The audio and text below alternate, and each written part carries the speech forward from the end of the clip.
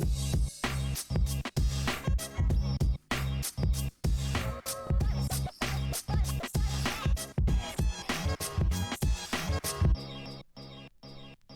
everybody, my name is Lalitha Wemel. I'm Programs Lead here at Hub71, and welcome to Amplified, Hub71's flagship podcast where we go beyond the headlines and get real about the startup grind. Today, we are going to be talking about speed and startups. When we think about startups, we really think about how quickly solutions hit the market overnight. But when we think about healthcare and how it's disrupting this industry within startups, it is not something that moves quickly. It is not something that happens overnight, and it is not something that is easy by any means. I have with me today two amazing healthcare founders from the Hub71 community that are doing incredible things in disrupting the oncology and sickle cell parts of healthcare, and how on earth they continue to stand here today. So I'm going to hand the mic over to them to say a little bit of a hello. Tell us what Vivan and Harmonic do. And then let's get to know you guys a little better and what on earth it takes for you guys to get up in the morning and keep moving forward. Laura, let's start with you. Great, thank you. I'm Laura Towart, the founder and CEO of Vivan Therapeutics. We're a company that's working to personalize cancer treatment and improve patient outcomes. And we've been generating very unique data sets based on whole animal disease modeling that we now power with machine learning to be able to make unique insights into drug response. Okay. Rayees? Hello, I'm Rayees Rahman. I'm CEO and co-founder of Harmonic Discovery. And at Harmonic, we've built really an advanced platform for using AI to find medicines we couldn't otherwise do. And using that platform, we found what could be a daily pill that can replace a multi-million-dollar gene therapy for a disease called sickle cell anemia. We've heard a little bit about what the startup is in your one line, but we haven't really, obviously, gotten to know either of you and how you woke up one day and decided to become a founder, start this very difficult process of solving some very difficult problems. And I would love to start our conversation there. If you guys are willing to share with us a little bit of that challenging decision, or maybe it was the easiest decision you've made in your life. Rayees, let's start with you. What happened? Mm-hmm. And why did you decide one day to wake up and become the founder that you are today? My journey started when I was in grad school. When you're in grad school, when you're doing your PhD, you're studying things in a very focused way. And I was studying a family of proteins called kinases and how do you develop drugs for those kinases. During my PhD, I kind of felt first how medicine can impact people. So while I was doing my PhD, my second year of my PhD, my dad was diagnosed with a form of kidney cancer. And it just so happened that my PhD advisor's dad actually created the medicine that he used to treat his kidney cancer. And in fact, that drug is named after him. It's a drug called sunitinib or Sutent, and the S in sunitinib stands for Schlesinger.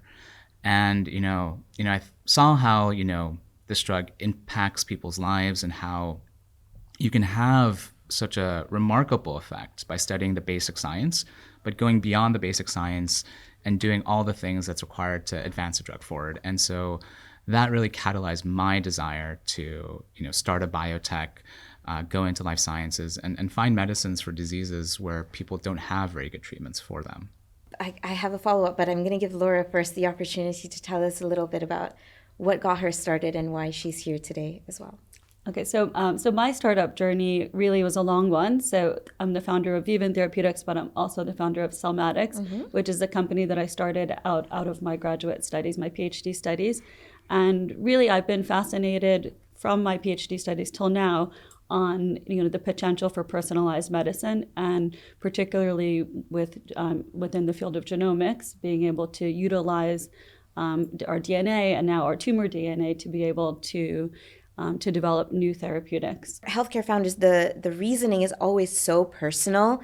It's either a passion or, like Rayees said, something that's happened to you very personally that triggers you wanting to solve this because you don't feel that there's anything in the market that is going to maybe help you either figure it out or help the people that you love feel less hurt by this thing that you're trying to solve. Yes, definitely. So also my mother was diagnosed with colon cancer. And for me, just seeing someone that I love so much go through this and really understand that cancer treatment is not very personalized today. And even though we've had so many advances over the past decade, and just thinking about how we can really help to drive that forward and identify new therapies to make patients' treatment easier. Yeah. And that's really hard to talk about. Thank you both for sharing so authentically, like right at the start. Before we move forward into more depth about your journey, your whys, and all of that, I think it's important that we make sure our listeners truly understand what on earth the both of you are doing. So if you had to explain to a 5-year-old what Vivan and what Harmonic does, how would you remove some of the technicalities out of it and just tell me in plain, simple English what you do and how you do it? Laura, let's start with you. Because you have a very fun way of explaining what it is you do, and it's very unorthodox. Yes, that's true. So basically, patients have different cancers. Every cancer is driven by different genetics, and we basically identify what are the genetics that are underlying a patient's unique cancer, and we program fruit flies so that the fruit fly will develop a very similar tumor, and then we use the fly, we expand the fly population to what we call an avatar army. So we have hundreds of thousands of fruit flies, all with the patient's tumor, and then we just test all of the different therapies possible, everything that's ever been approved, investigational therapies, and through this way we see which rescues the fly, and we make a human treatment recommendation. Amazing. Very cost effective for the real estate as well. Exactly. Well, flies are so tiny. They also have such little quantities of drugs that they need. Yep. So and then we can test very quickly and efficiently all of the different therapies possible. And through this way, we could identify things that might not have been identified any other way. And the very interesting thing about how you are approaching treatment for this is you're not discovering a new drug. You are using everything that's already been approved and available for patients, and essentially saying this is the kind of dose or treatment that you would need to make it the most effective treatment possible. Well, yes, but then we also, so we test investigational therapies too, and we test compound libraries, and through this way we identify novel combinations, and we can patent the novel combinations and then take them forward through reformulation. So we kind of are developing new therapies as well, but utilizing the building blocks that we have. Amazing. So for the 5-year-olds listening, Vivan uses fruit flies to help make sure that the cancers don't cause any more ouchies. That's good. That's great. And Rayees, Yeah. you are disrupting a multi-million-dollar per person treatment that uses a lot of fancy stuff that I don't remember anymore. How would you tell me if I was a 5-year-old? Yeah. I'll try to top that. It's going to be tough. For a 1-year-old? Maybe as a caveman. We come in, we solve sickle cell. There you go. Maybe it's good to talk what is sickle cell a little bit. Yeah. Imagine a disease that strikes without warning, that causes like unimaginable pain, that sends you to the hospital not once, not twice, but several times to the hospital every year for life. That's sickle cell disease. And it's this genetic disease that causes your red blood cells, which kind of look like, small spheres, circles, and deforms them into kind of like crescent moon shapes. And so this is a disease that affects millions worldwide. It's one of the most common genetic diseases on Earth. And we have a cure for this disease, and we know how to cure it. You have to increase the level of a protein called HbF to 30%. And now the only way we have to do that presently is something called a gene therapy. And what gene therapies are is they're a way of editing kind of the stem cells in your blood to express this protein called HbF to 30%. And the problem with gene therapy is that to do this genetic editing is very, very costly. It costs millions of dollars. You need sophisticated hospital equipment to do so. And it's potentially toxic. So in the process of gene therapies, you have to extract all of the stem cells from your bone marrow and then do the gene therapy on them. And then before transplanting the gene-edited cells back into your bone marrow, you have to wipe out all of the remaining stem cells in your bone marrow. And so to do that, you use chemotherapy. It's called myeloablative conditioning. And that is very, very toxic. It's chemotherapy. You can't give it to children. It can render people infertile. And then over time, once you transplant back the gene-edited stem cells, there is a malignancy risk. They can turn into cancer in the future, into forms of leukemia, potentially. We don't know. It's a very new technology. But what if you can induce or boost the level of HbF to 30% without having to do the whole gene therapy process in a once daily pill?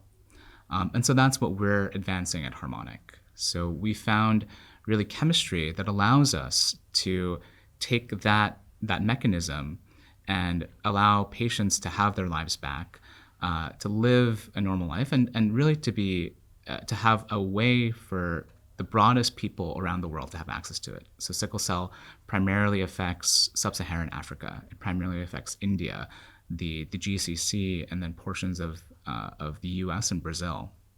And many of those people can't afford a gene therapy. And so that's really what our mission is, to make a medicine that is widely accessible for all and affordable for all, and in a way that people can take. Yeah, that's crazy. I mean, I think in general, whenever I speak to healthcare founders, it's always this crossroads of there is something that is available, but it's not accessible, it's not democratized, and it's so hard to come into an industry, I'm sure, that is, deeply bureaucratic. There are so many regulations, as there should be, because you are putting things in people's bodies. But it is a challenge, and you come into it from such a passionate, academic, scientific background that sometimes I'm sure the business part of it all, the commercial sense of it, is hard. And it's hard to get through some days because maybe the science feels very promising, but the business part of it is hard. It's not an easy turnaround. Any given health tech startup takes anywhere between 5-10 years maybe, because you still have to go through a regulation cycle. You still have to go through your clinical trials, regardless of, whether it's infrastructure or drug discovery. So yeah, I would want to throw this question onto the both of you. How have you gotten through, and has there been many or little days where the science has felt very promising, but the business has made it really hard to maybe get up in the morning? And how have you dealt with it? Laura, can we start with you? Sure. Well, I'd say, so at Vivan, when I founded the company in 2018, so it hasn't been a short journey. It's been a long journey. And I'd have to say that, of course, there's so many hurdles, over the years, and, a lot of tribulations and trials. But I'd say that, I'm even more excited about what we're building today. And look at, in the moment, it feels sometimes difficult, but when you look back, it all seems extremely worthwhile. Just to give kind of an example. So we've taken a technology that was very academic, manual pipetting. We licensed our technology from Mount Sinai Medical Center in New York, and we've taken years to develop our own custom robotics, custom image capture, software analytics, things that enabled us to do what we're doing at an industrial scale. And all of these things, it's been like little incremental stages and steps.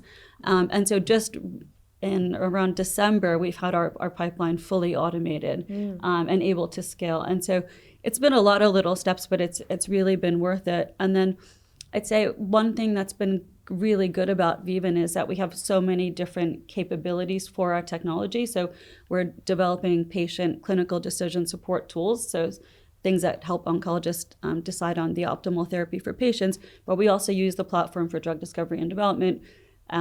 We are generating data sets and being able to use the data sets for different applications. And so I'd say that even though at any one point in time, one aspect is kind of stalled, the other aspects are moving forward. So there's always something to be positive about. There's always something exciting happening that can give you that inspiration to kind of keep going. Yeah. And I mean, hindsight is always 20/20. Yeah. And you are at almost this 10-year mark of your journey now. So I think the fruits of your labor are also coming into fruition, where this year especially, you're seeing a lot of that commercial traction start to take light, and the conversations that you're having, I'm sure, even with investors or clients, have just a very different sense of depth than they did at the start, which in comparison to Rayees, your journey, which is a little newer than Laura's, I'm sure is hitting a lot of the same crossroads that she felt at the beginning. Well, it's interesting. I mean, we actually come from the same place. So right. I did my PhD at Mount Sinai. I was actually, a good friend of mine was in Ross Kagan's lab, which is your scientific co-founder, if I recall, right? He's the inventor of our technology. He's head of our R&D program. I've seen the fruit flies. It's crazy. The world is just so seen small. more of the lab at Mount Sinai than I have. That's funny. The lab at Mount Sinai is beautiful because it's on like the 20th floor, the 21st floor, and you have a beautiful view of like Central Park. You're right next to it. And Stunning. during sunsets, it's like you get all of the light. It's wonderful. So like, and then my lab, we have like 2 tiny windows that you can't see anything. But yeah, I mean, going back to your question, I guess about like the business, how to deal with the business side of biotech, and I think I think the hardest thing for me as like a scientific founder is to trust my scientists on the science, and to be able to be flexible and understand the business, right? Mm-hmm. It's like you're doing an MBA while you're doing the company, right? In some sense, you're making pitch decks, you're talking to business development folks, you're talking to investors, and it exercises like a completely different part of your brain. And if you're not flexible in being able to take many different things coming at you from investors or business development folks or your scientists, then it can get really, really, really challenging. And so having space, being able to delegate very well, and having kind of a good group of people that you can talk about challenges that you're dealing with in terms of the business side of things or in terms of the scientific side of things, I think that's like absolutely critical in terms of like running a biotech. And having mentors. I think like some of the best advice I've gotten was from people I consider mentors, that just are just maybe just one step ahead of us, right? Like we're a seed stage company, and one of my mentors is a Series A company, and she gives me some of the best advice in terms of how to deal with certain personality types or people or board dynamics, these types of things. You've said a few things. I'm taking notes. Just to follow up, before I get to my more I guess in-depth question, the note about mentorship I think is super important. Mentorship whiplash is also a very real thing where a lot of people have a lot of opinions, as people just generally do, on how you live your life and what you do and the decisions you make. How have the both of you found what have you done to find the kind of mentors that make the most sense for you? Like, how have you discerned the right people to keep around? I think it's a good point, because sometimes you find a mentor or identify a mentor and have great experience with them, and then there could be a moment where the paths diverge, and you feel like, okay, you can't just blindly follow someone for everything. I think people serve a purpose in their utility. I'd say like the one mentor that I've had for Vivan is our chairman, Bill Liao. He's been incredible, and he's just given immeasurable advice on the commercial side, on the aspect of dealing with people. Been very, very helpful. Okay, Rayees? Yeah. I think finding a mentor is kind of like dating, right? You have to you have to see the same way finding a co-founder is like marriage. Exactly, it's like marriage, exactly. Or worse. Speaking from experience there. It's really about being able to find people you gel well. Yeah. And and as Lauren said, there's a lot of times it's hard to find the signal from the noise, right? And so sometimes what's really helpful for me is having not just one mentor and just relying on one person, but sometimes taking a village, right? Talking to many different people from many different stages of a biotech company, but even beyond biotech companies, right? Trying to see what's the pertinent message across all of these different diverse opinions. That typically is the signal from the noise. Yeah. A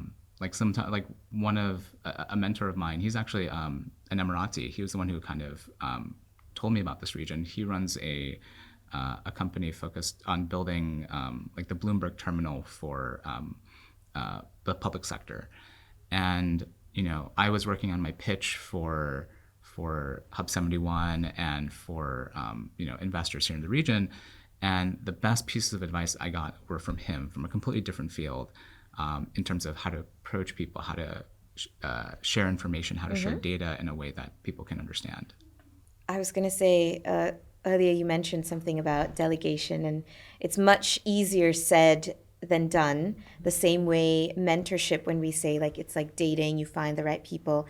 And I guess at the end of the day, the most important thing that as a founder you have to keep in mind is the belief in yourself. Like, you can delegate, but that information is still going to come back to you. You have to make a decision. You can have mentors. There are people that are going to give you 10 different pieces of advice. It's really up to you to figure out what is the piece of advice that you want to follow. So how do the both of you keep that belief in yourself when you get to a point maybe where it's a really difficult day, you've come close to going, oh my God, this is never going to work.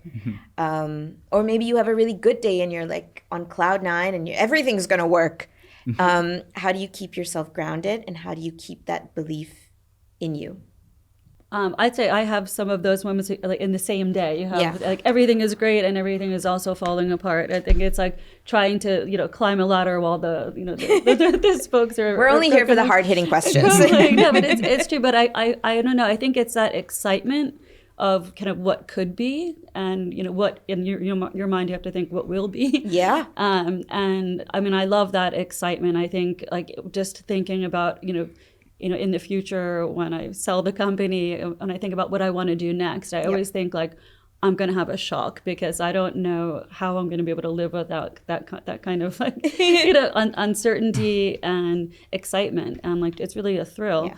I think like in terms of personality type, I really thrive on that, like being able to take in other people's opinions, but know that at the end of the day that I get to decide. And I love hearing other people's opinions. And sometimes I think, from their end, must be frustrating to know, like, she's going to be the one that makes the decision at the end of the day, because I wouldn't want to be in that position. I'd like to be that, really listening to everyone, but at the end having the final say. I mean, just so our listeners know that you're human, like, it's hard. Like, sometimes believing in yourself is hard. Yeah. And even you have to just say, we have to be decisive. We have to make a decision.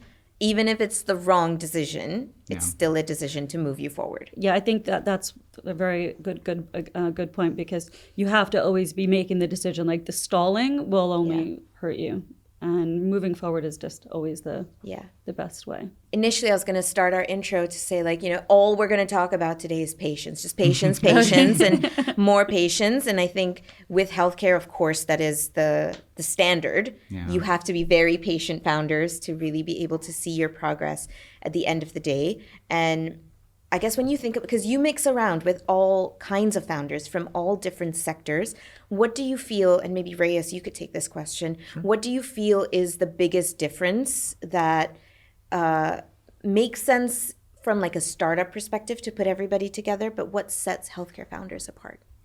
What sets healthcare founders Patience, apart? that's kind of the answer I was looking for. Lead with that. Patience, maybe like high tolerance for pain is one of them, You don't think that's standard across all founders? Oh, this is true. Yeah, I guess it hurts so good for all founders. Just pushing on with their companies. I think, I think healthcare founders, I think more so than like selling enterprise SaaS or doing something B2C, I think many of us are very mission focused, right?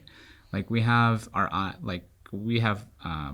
line of sight into what we think would be, a better world, right? A lot of times, one thing I learned while pitching investors is, before when I first started, I would pitch the science, right? I would pitch where we're at now, right? But I grew and I understood that, no, you don't want to pitch what we have now. Yeah. You're pitching science fiction. You're pitching what you think the world will look like in 10 years after your success, right?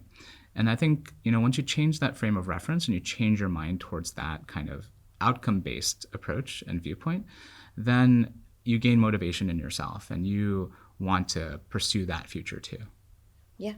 I mean, that's very true. It is definitely science fiction whenever you speak to any healthcare founder, deciding to wake up and change the world.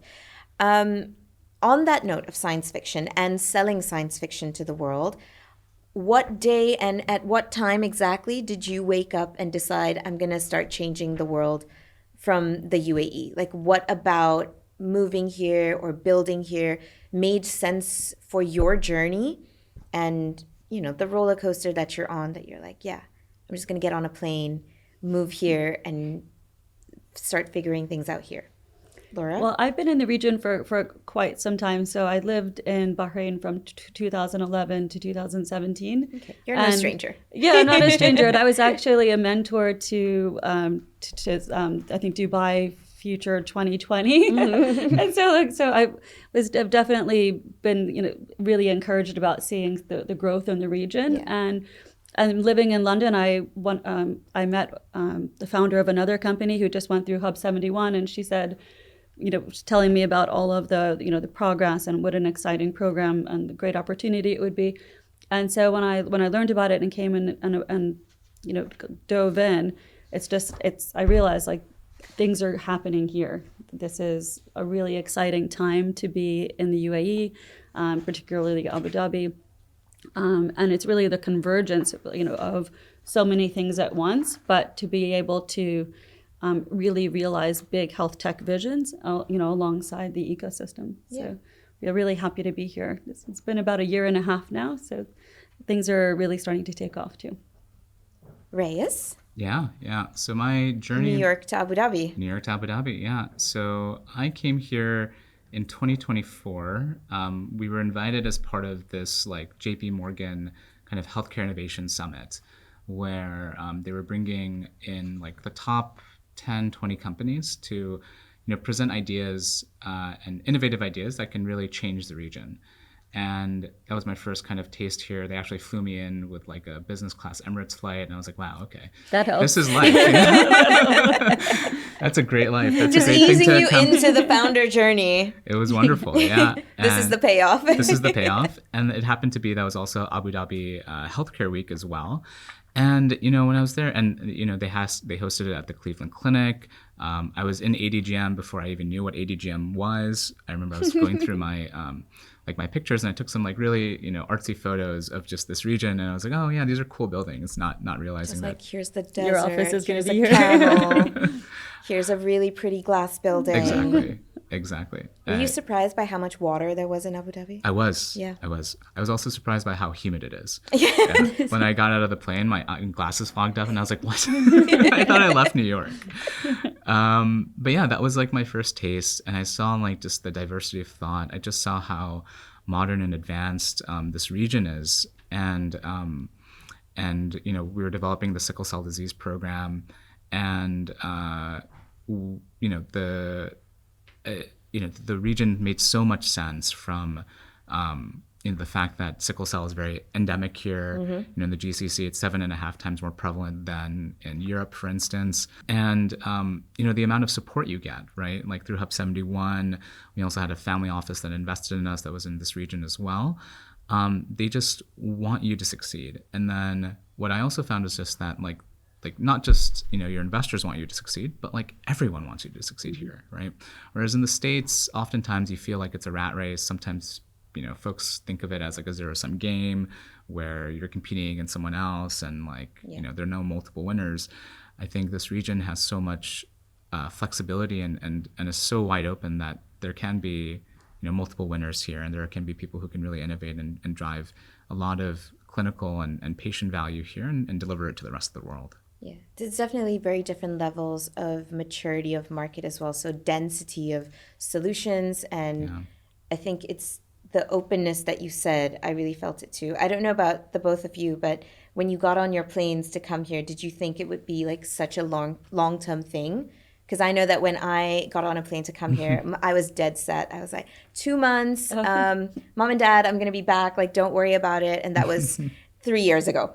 So I think the newness of this market, the willingness for people to help, the fact that there are very specific spots that you go to in Abu Dhabi or the UAE to really, like, meet the people within this sector and this startup space is so specific that you end up building and meeting your community so easily and so quickly, and people are so eager to keep amazing folks around that you feel so welcomed right off the bat, that the decision to stay and make something out of it and build something here is so easy. Like that is the thing that happens overnight, I feel. The community here is like remarkable. I think like, in New York, it's so hard to make friends. It's so hard. Like everybody has their own cliques. Everyone has their, friend group. And it's always like a huge amount of activation energy to bring someone new, right? Yeah. Whereas here, once you meet your tribe, it's you have like friends for life. I've made some of my closest friends here in the last 9 months that like, I see them like being part of my life for the next 10 years. It's wonderful. That's so cute. Yeah, it's really great. And I think it's because like, this is really an expat community. It's really a community where everybody is new to the region, and so everybody wants, it longs for other people, right? And so I think it's really, like I didn't see the beauty of Abu Dhabi until, you recognize like the beauty of the people here. So yeah, we've spoken a lot about challenges, the resilience, the patience, the hardship, but tell me one day in your founder journey that really has been maybe like the best, or like top 3 that makes you really, it is your beacon that keeps you going. Like what is something that really stands out as oh my God, I can't believe I get to do this. I can't believe we are building this kind of thing. So I have many, but I'd say one that That's was good. One that really meant a lot to us is there was a patient who had a rare cancer in New York, actually, at Mount Sinai, and his mother contacted us. He was untreated. There was no treatment available. And we created a personalized fly avatar, and we did our high throughput screening, identified a therapy. And usually we identify a number of therapies, but for this patient, the cancer was so rare and aggressive that we identified only one therapy.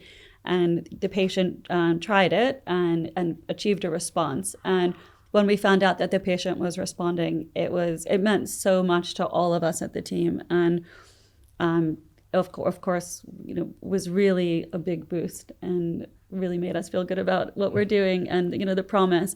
I mean, even for cancers that are so difficult to treat, we're able to, identify something.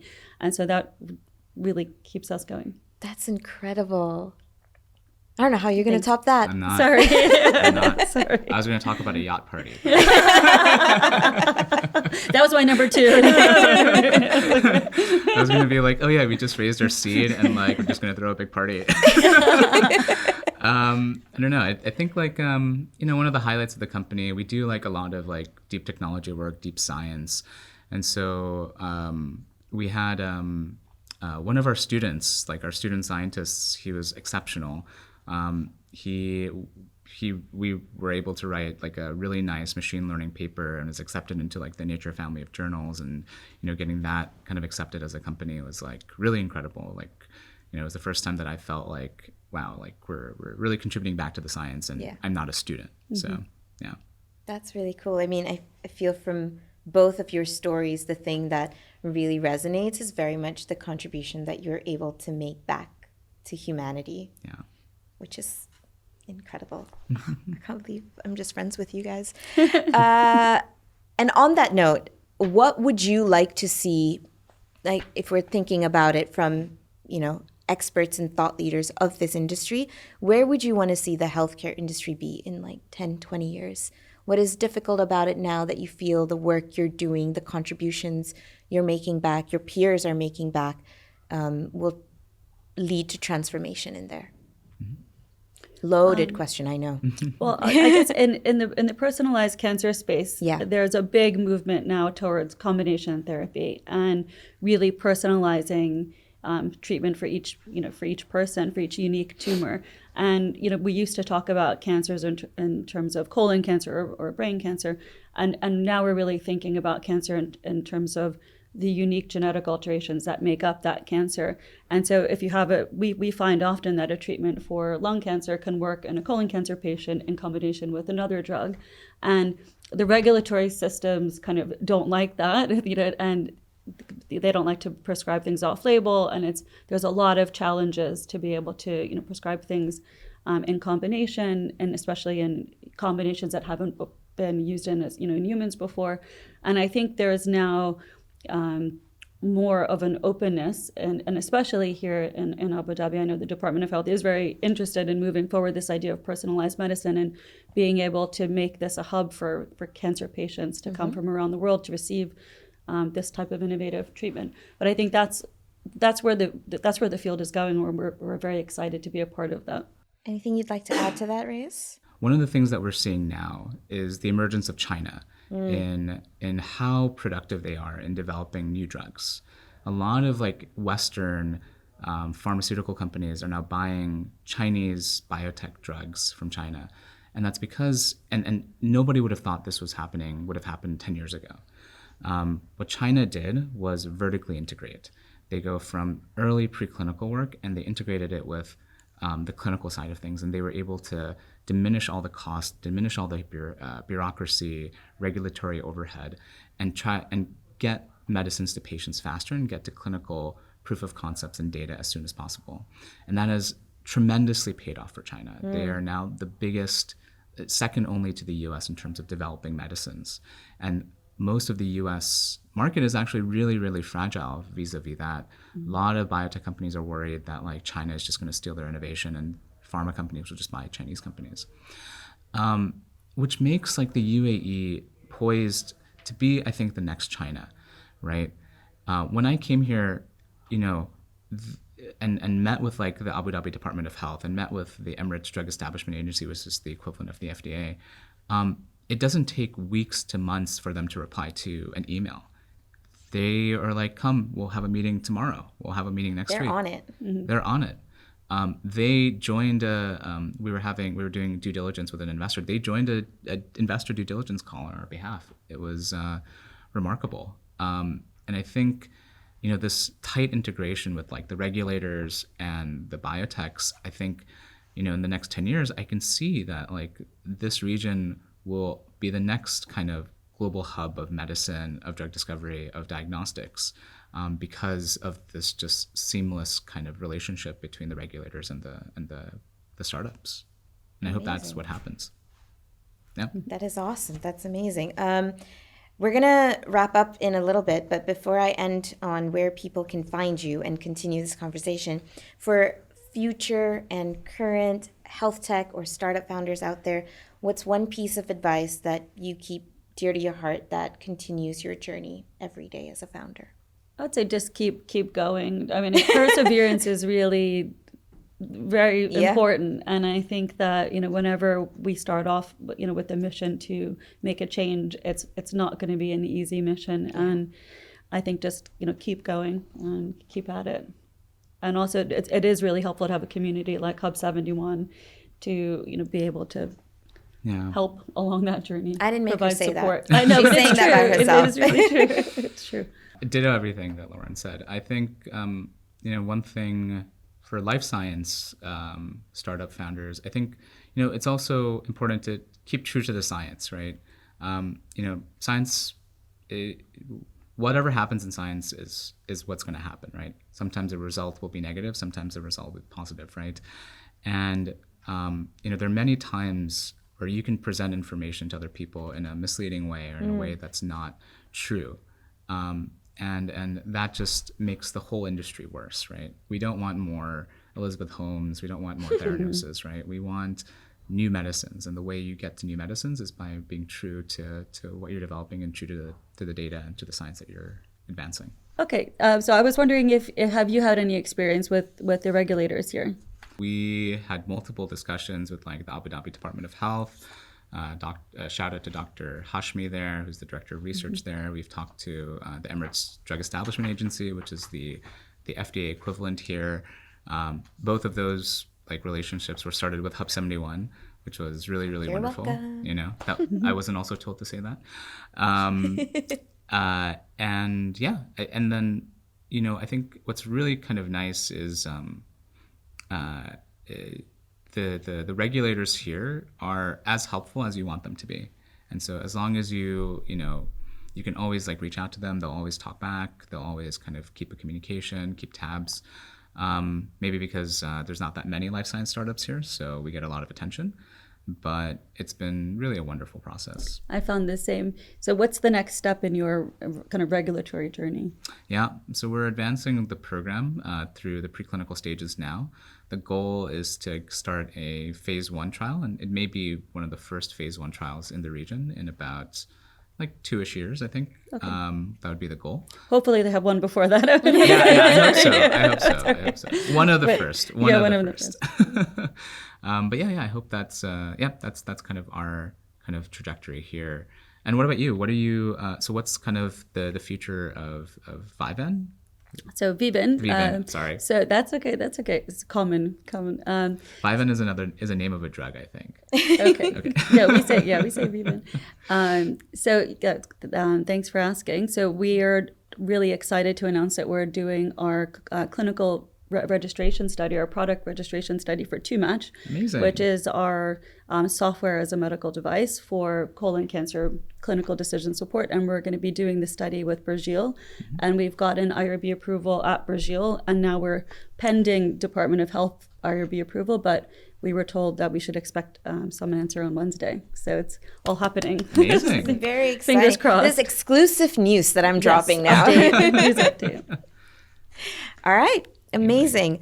So I guess to wrap up, first of all, thank you both so much for this incredibly authentic, honest, and open conversation. I deeply appreciate how the both of you have shown up today. If anybody that's listening or watching wants to continue this conversation with you, where do they find you? How should they get in touch?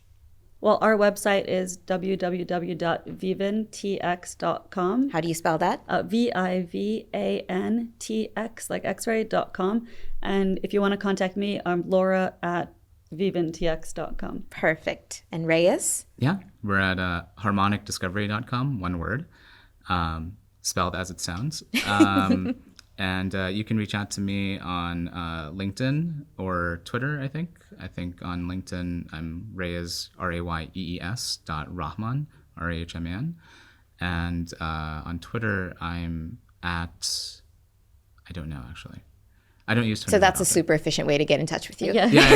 Don't DM me on Twitter, actually. Yeah. Ignore the Twitter stuff. LinkedIn is great.